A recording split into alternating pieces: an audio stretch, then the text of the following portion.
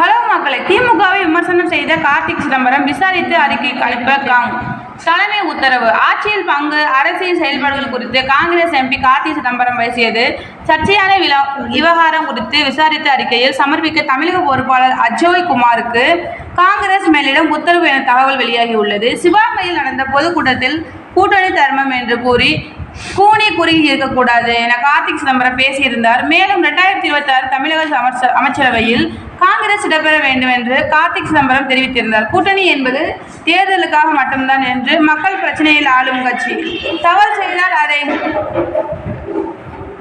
கட்டி கேட்க வேண்டும் என்று கார்த்திக் சிதம்பரம் பேசியிருந்தார். கூட்டணி தர்மம் என்று ஆளும் கட்சி தவறு செய்யும் போதெல்லாம் கண்டுகொள்ளாமல் இருக்கக்கூடாது என்று கார்த்திக் சிதம்பரம் பேசியது திமுக வட்டாரத்தில் பரபரப்பை ஏற்படுத்தியது.